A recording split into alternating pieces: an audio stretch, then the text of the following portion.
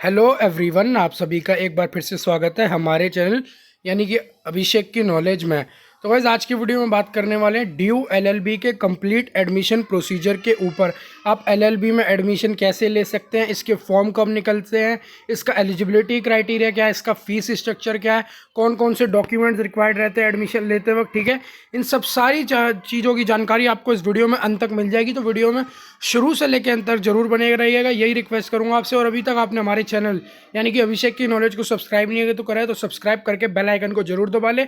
अब चलते हैं ड्यू एलएलबी के ऑफिशियल प्रोस्पेक्टस पे। तो इस वीडियो शुरुआत करूं उससे पहले आपको एक दो चीज़ बताना चाहूँगा। अब हर संडे को इस चैनल पे आपको सुबह 10 बजे एक स्पेशल वीडियो देखने को मिले करेगी। हर संडे को, जैसे आप इस संडे को देख पा रहे हैं ड्यू एलएलबी के एडमिशन प्रोसीजर की, ठीक है, ऐसे ही अगले संडे को एक स्पेशल वीडियो आएगी जिसका आपको टॉपिक पता चलेगा रहेगा शनिवार को। ये तो रही पहली चीज़। और दूसरी चीज़ गाइज, अब आप हमें इंस्टाग्राम पे भी फॉलो कर सकते हैं, लिंक नीचे अवेलेबल है डिस्क्रिप्शन बॉक्स में। आप वहाँ पे भी शॉर्ट स्टोरीज आना जल्दी जल्दी शुरू होने वाली है, तो आप हमें वहाँ भी फॉलो कर सकते हैं। तो अब बात करते हैं सीधा, no waste of time, due LLB के एंट्रेंस एग्जाम की थोड़ी एडमिशन के ऊपर। सबसे पहले गाइस बात आती है कि ड्यू एलएलबी यानी एलएलबी। सबसे पहले तो एलएलबी की फुल फॉर्म क्या है, अगर हम एलएलबी की बात कर रहे हैं, ठीक है, तो एलएलबी की फुल फॉर्म मैं आपको एक बार जल्दी से बता देता हूँ। तो गाइस जो एलएलबी की फुल फॉर्म होती है वो होती है बैचलर ऑफ लेजिस्लेटिव लॉ। ठीक है, बैचलर ऑफ लेजिस्लेटिव लॉ इसकी फुल फॉर्म होती है एलएलबी की। ठीक है, अगर आप ध्यान से सुन रहे होंगे तो। ठीक है, और अब दूसरा पॉइंट आता है कि एलएलबी के फॉर्म निकलते कब है। तो गाइस सबसे पहले बात करते हैं एलएलबी के फॉर्म कब निकलते हैं। तो एलएलबी के जो आपके फॉर्म निकलते हैं, एक कंफर्म डेट तो नहीं है लेकिन हर साल के देखते हुए जो एलएलबी के फॉर्म है गाइस आपकी निकलते हैं वो है मई में। ठीक है, मई की, अब ये देखिए गाइस आपके चाहे स्टार्टिंग में निकल सकते हैं फर्स्ट वीक में, या फिर मई के मिड में निकल सकते हैं, ठीक है, या फिर मई के लास्ट में निकल सकते हैं। ठीक है, आपके अगर हिंदी में बोलूँ तो मई के लास्ट में, मई के शुरू में, या फिर मई के अंत तक आपके जो फॉर्म है वो निकल सकते हैं एलएलबी के लिए। ठीक है, अब बात करते हैं इसकी कुछ रिक्वायरमेंट्स की। ठीक है, एलएलबी कोर्स की रिक्वायरमेंट जैसे बताऊं या फिर एलिजिबिलिटी क्राइटेरिया कहूँ तो गाइस एलएलबी का फॉर्म आप तभी भर सकते हैं, या तो आप पे ग्रेजुएशन की डिग्री होनी चाहिए या फिर पोस्ट ग्रेजुएट की डिग्री आपके पास होनी चाहिए। ठीक है, या तो वो दिल्ली यूनिवर्सिटी ऑफ दिल्ली की हो या फिर any other Indian foreign university recognise by the Delhi university, उसकी डिग्री होगी तभी आप इसके लिए अप्लाई कर पाएंगे। ठीक है, एक और चीज़ यहाँ पे इन्होंने बता रखी है, candidates appearing in the qualifying degree examination are also eligible.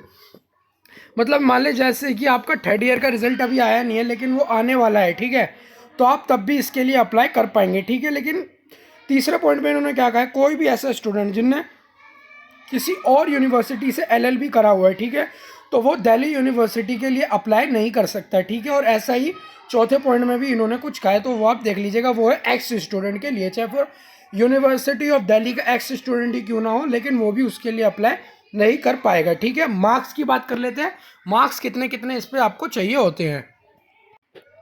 तो वैसे यहाँ पे मार्क्स दे रखे हैं, वो दे रखे हैं आपके, अगर आप जर्नल कैटेगरी में या फिर ईडब्ल्यूएस में आते हैं, ईडब्ल्यूएस, ठीक है, तो उसके लिए आपको 50% मार्क्स एटलीस्ट चाहिए ग्रेजुएशन में। ठीक है, और अगर आप ओबीसी सीडब्ल्यू या फिर पीडब्ल्यूडी के अंदर आते हैं तो आपको 45% मार्क्स चाहिए एटलीस्ट। ठीक है, और एससी एसटी के लिए 40% मार्क्स यहाँ पे मिनिमम एलिजिबिलिटी क्राइटेरिया है एलएलबी के अप्लाई करने के लिए। ठीक है, और यहाँ पे फिर गाइस जैसे ही आप अप्लाई करते हैं, जो आपके फॉर्म निकलते हैं, उसके बाद आपका होता है एलएलबी एंट्रेंस टेस्ट। ठीक है, जो एंट्रेंस टेस्ट होता है वो आपका एक कंप्यूटर बेस्ड टेस्ट होता है, यानी कि सीबीटी मोड में होता है। ठीक है, और जो आपका कंडक्ट कराती है एनटीए यानी नेशनल टेस्टिंग एजेंसी, पिछले 2 साल से जो आपका कंडक्ट कराती आ रही है। ठीक है, इसकी मैंने आपको छोटी सी जानकारी दे दी। अब आपको बात कर लेते हैं जो पेपर का गाइस जो आपका पैटर्न होता है वो क्या रहता है। ठीक है, यहाँ पे देखिए सबसे पहले तो आपके इन्होंने बताया था test paper will be consist of the 1 question paper containing 100 objective type question, यानी 100 आपके क्वेश्चन होते हैं इसमें। इन्होंने बताया गाइस आपका जो क्वेश्चन पेपर जो आपके 100 क्वेश्चन होते हैं उसमें एक क्वेश्चन आपका 4 नंबर का होता है। ठीक है, अगर आप क्वेश्चन का आंसर सही देते हैं तो आपको 4 नंबर मिलते हैं एक क्वेश्चन का आंसर देने पर। अगर आप गलत देते हैं तो आपका 1 नंबर वहीं पे काट दिया जाता है। अगर आप किसी का आंसर नहीं देते, आप छोड़ के आ रहे हैं उसे, तो वहाँ पे आपको कुछ भी नहीं मिलता, ना आपके नंबर कटते ना ही आपको कोई नंबर दिया जाता है। ठीक है, सिलेबस क्या रहता है वो हम एक बार देख लेते हैं। ठीक है, एक तो रहता है आपका एनालिटिकल एबिलिटीज, यहाँ पे आप देख पा रहे हैं। ठीक है, एक हो गया आपका एप्टीट्यूड और एक हो गई आपकी जर्नल नॉलेज। ठीक है, यानी जीके आपकी और इंग्लिश लैंग्वेज कॉम्प्रिहेंशन आपका ये होता है। ठीक है, 4 चीज लीगल अवेयरनेस में ही जर्नल नॉलेज आपकी आ जाती है। ठीक है, आप पिछले 2 साल के इनको जरूर कवर करके जाइएगा अगर आप इसकी तैयारी कर रहे हैं। ठीक है, आपको एक सलाह मैं जरूर दूंगा। ठीक है, और जो आपका एंट्रेंस टेस्ट होता है वो सिर्फ इंग्लिश लैंग्वेज में ही अवेलेबल कराया जाता है, ठीक है। हिंदी में ये आपके लिए अवेलेबल नहीं होगा अगर आप हिंदी में तैयारी कर रहे हो, ठीक है। अगर आप सोच के चल रहे हैं हिंदी में होगा तो ऐसा कुछ भी नहीं है, सीधा बस आपको जो एंट्रेंस टेस्ट होगा उसकी एक ही लैंग्वेज होगी, इंग्लिश में, ठीक है। अब इसकी बात कर लेते हैं fees for LLB entrance test, ठीक है। तो आपकी जो फीस रहेगी वो आपकी क्या रहेगी, ठीक है। ऑनलाइन रजिस्ट्रेशन फीस जब आप फॉर्म भरेंगे LLB एंट्रेंस टेस्ट के लिए तो गाइस वो रहेगी, अगर आप SC SC ST PWD या फिर EWS कैटेगरी में आते हैं तो 300 रुपये, and for all others unreserve category जैसे जर्नल, OBC और CWD हैं आप तो 750 रुपये आपकी फीस रहेगी, जो कि नॉन रिफंडेबल होगी। अगर आपने एक बार पेमेंट कर दी फिर चाहे आप एग्जाम दे चाहे ना दे वो आपको फीस वापस नहीं मिलेगी, ठीक है।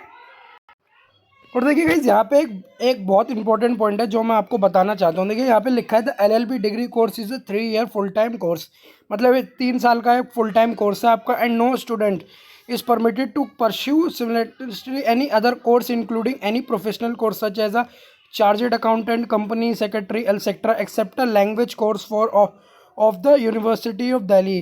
The admission of a student is a to be cancelled at any stage for violation of this rule. The degree if awarded may also be withdrawn। मतलब भाई इस पॉइंट में क्या बताएगा, जो आपका एक LLB है वो 3 साल का फुल टाइम कोर्स है, ठीक है। अगर आप इस डिग्री के साथ यानी LLB करते वक्त आप कोई और कोर्स करता पकड़े गए जैसे चार्टर्ड अकाउंटेंट, कंपनी सेक्रेटरी, ठीक है, अगर आप कोई ऐसा कोर्स करता पकड़े गए तो गाइज आपका क्या होगा, जो आपकी LLB आपकी जो डिग्री होगी उसको वहीं कैंसिल कर दिया जाएगा, ठीक है। आपको फिर आप उस LLB डिग्री पर जो आपके एग्जाम होने थे, चाहे आप किसी भी सेमेस्टर में पकड़े जाए, 6th सेमेस्टर में पकड़े जाए, 4th में पकड़े जाए, चाहे 1st में पकड़े जाए, आपकी जो LLB की डिग्री है वो वहीं कैंसिल कर दी जाएगी और उसके बाद आप कभी भी LLB के लिए कहीं भी एडमिशन नहीं ले पाएंगे। और एक और चीज़ उन्होंने लिखी है, अगर आप कोई कोर्स करना ही चाहते हैं तो यूनिवर्सिटी ऑफ दिल्ली के फॉरेन लैंग्वेज जो आप कोर्स है वो कर सकते हैं, बस उसके अलावा आप कुछ भी नहीं कर सकते LLB की डिग्री का कोर्स करते वक्त, ठीक है। ये इंपॉर्टेंट पॉइंट था इसीलिए मैंने आपको यहाँ पे बताना ऐसे ज़रूरी समझा, ठीक है। और यहाँ पे भाई बात कर लेते हैं जो आपके डॉक्यूमेंट्स हैं वो कौन कौन से रिक्वायर्ड रहते हैं at the time of counselling. रुकिए पहले आपको काउंसलिंग का बता देता हूँ। तो देखिए गाइस यहाँ पे काउंसलिंग का तो अच्छे से प्रोसीजर बताया नहीं, फिर भी मैं आपको बता देता हूँ। देखिए आप जैसे ही आप अप्लाई करते हैं एंट्रेंस टेस्ट के लिए, आपका जुलाई में जो आपका एंट्रेंस टेस्ट है वो कंडक्ट करा लिया जाता है, ठीक है। उसके बाद का प्रोसीजर मैं आपको बताता हूँ क्या होता है। देखिए आपका एंट्रेंस टेस्ट की सबसे पहले आंसर की आती है, ठीक है। आपकी आंसर की आती है, आपने आंसर की को गाइस अगर आपको लगता है आपके मार्क्स उस हिसाब से नहीं बन रहे हैं जिस हिसाब से बनने चाहिए थे, ठीक है, तो आप आंसर की को चैलेंज कर सकते हैं, ठीक है। अगर चैलेंज करने के बाद आपके आंसर सही साबित हुए तो जो भी उसके चार्ज है वो आपको वापस रिफंड कर दिया जाएगा, ठीक है। और अगर नहीं हुए तो वही जो आपका रिजल्ट है वही रहेगा, ठीक है। और लेकिन आंसर की आने के बाद फिर क्या होता है गाइस, आपकी एक फाइनल आंसर की आती है, ठीक है। फाइनल आंसर की आने के बाद क्या होता है, आपका रिजल्ट आता है, ठीक है। रिजल्ट आने के बाद क्या होता है, आपकी मेरिट लिस्ट तैयार की जाती है जिससे आपकी जो 4-5 लिस्ट है वो आती है, उसे हम कहते हैं काउंसलिंग, ठीक है।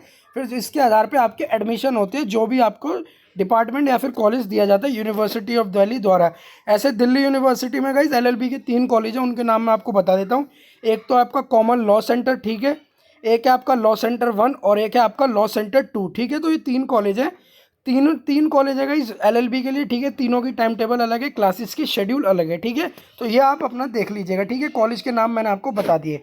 अब सबसे मेन इंपॉर्टेंट चीज़ आती है documents required at the time of counselling, मतलब जिस भी कॉलेज में आपका नाम आएगा आपको कौन कौन से डॉक्यूमेंट्स लेके वहाँ पे आपको जाना होगा, ठीक है। सबसे पहले इन्होंने बताया एडमिशन टिकट ऑफ LLB, यानी कि गाइज आपका एडमिट कार्ड, ठीक है, एंट्रेंस टेस्ट का जो भी आपका आया था, ठीक है। अब जो भी आप इस साल के लिए अप्लाई करेंगे, एज सर्टिफिकेट में गाइज आपकी 10वीं क्लास की मार्कशीट चल जाएगी, ठीक है। Character certificate not older than 6 months, ठीक है, जो आपका 6 महीने से पुराना नहीं होना चाहिए कैरेक्टर सर्टिफिकेट, ठीक है।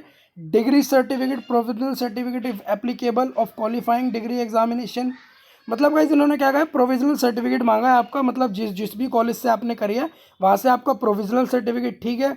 आपकी मार्कशीट ऑफ द क्वालिफाइड, आपकी एक मतलब ग्रेजुएशन की डिग्री। छठे में इन्होंने मांगा है गाइज आपका शेड्यूल कास्ट, मतलब आपके कास्ट सर्टिफिकेट, ठीक है, कास्ट सर्टिफिकेट इन्होंने मांगा है, ठीक है। 8 पासपोर्ट साइज आपकी फ़ोटोग्राफ, ठीक है, 8। और यहाँ पे इन्होंने मांगा print out of original registration form, आपका प्रिंट आउट LLB फॉर्म का, ठीक है। Any other document as notified on the university of Delhi. तो एक बार फिर रिपीट कर देता हूँ तो ये क्योंकि इंपॉर्टेंट चीज़ है। एडमिट कार्ड, सबसे पहले आपका 10वीं क्लास की मार्कशीट, एक कैरेक्टर सर्टिफिकेट आपका जो 6 महीने से पुराना नहीं होना चाहिए, आपका डिग्री सर्टिफिकेट जिसे हम कहेंगे प्रोविजनल सर्टिफिकेट, ठीक है, जो आपको आपके कॉलेज से मिल जाएगा। आपकी ग्रेजुएशन की डिग्री, अगर आप SC OBC EWS में आते हैं तो आपका कास्ट सर्टिफिकेट, आपकी 8 पासपोर्ट साइज फोटोग्राफ और आपका प्रिंट आउट फॉर्म जो आपने भरा है LLB के लिए, ठीक है, उसका आपका print out. Seats and reservation हम यहाँ पे एक बार देख लेते हैं, ठीक है। तो देखिए यहाँ पे इन्होंने जो टोटल सीट बताई है वो आपकी 2922, ठीक है, 2922 आपकी टोटल सीट बताई है। तो देखिए ये CLC, LC1 और LC2 इसमें आपको कंफ्यूज नहीं हो रहा। Common law centre, law centre 1, law centre 2, ठीक है। तो अनरिजर्व कैटेगरी के लिए आपकी पूरी टोटल जो सीट्स रखी गई है वो रखी गई है 1167, ठीक है, जिसमें आपकी तीनों कॉलेज के लिए सेम रहने वाली है। 389 सीट्स है हर कॉलेज में जनरल कैटेगरी के बच्चे के लिए, ठीक है। OBC के लिए रहेंगी आपकी 228, 229 और 229। SC के लिए बात करूँ तो 127, तीनों के लिए सेम रहेंगी, ठीक है। ST के लिए बात करूँ 64 रहेगी कॉमन लॉ सेंटर में, लॉ सेंटर 1 में 63 और 2 में भी रहेगी 63, ठीक है। EWS की अगर हम बात करें 39 मतलब तीनों में सेम रहेगी। और ऐसे ही PWD का है, ठीक है, 43, 42, 42। CW की बात करें तो 42, 43, 42।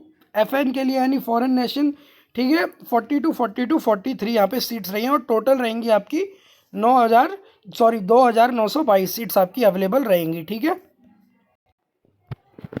देखिए गाइस यहाँ पे LLB जो आपकी मतलब ईयर वाइज जो आपकी फीस जाएगी इन्होंने यहाँ पे उसे भी मेंशन कर रखा है। देखिए PWD कैंडिडेट्स हैं अगर आप तो आपकी 75 रुपये फीस जाएगी साल की, ठीक है।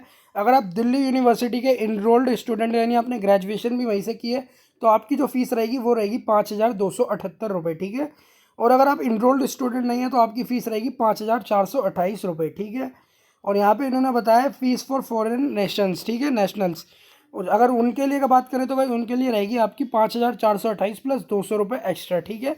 SC ST students whose parents are exam from the paying income tax have to pay 105 less. मतलब गाइज आपको टोटल फीस में से जो भी SC और ST कैंडिडेट्स में जो इनकम टैक्स भरते हैं जिनके पेरेंट्स, ठीक है, उनको 105 रुपये इसमें से कम देने होंगे। यानी आप लगा सकते हैं 5428 रुपये में से आपको थोड़े कम देने होंगे 105 रुपये। तो ये रहेगा फीस स्ट्रक्चर आपका LLB कोर्स का। तो वैसे उम्मीद करता हूँ आपको पूरी वीडियो पसंद आई होगी। वीडियो पसंद आई हो तो इसे लाइक करें, शेयर करें, और अगर आप आज अब यहाँ तक आपने वीडियो देख लिया तो चैनल को सब्सक्राइब करे हुए बगैर बिल्कुल ना लौटे, बेल आइकन को जरूर दबा लें ताकि आने वाले समय में जो भी इन्फॉर्मेशन होगी जैसे ही इसके फॉर्म निकलेंगे आपको सबसे पहले इन्फॉर्म कर दिया जाएगा इस चैनल के थ्रू। तो आप चैनल को जरूर सब्सक्राइब कर ले। और अगर आपका वीडियो देखने के बाद कोई भी डाउट है आप कमेंट बॉक्स में कमेंट करके पूछ सकते हैं। इंस्टाग्राम पर फॉलो करना ना भूलें। तब तक के लिए धन्यवाद। आपका दिन शुभ हो।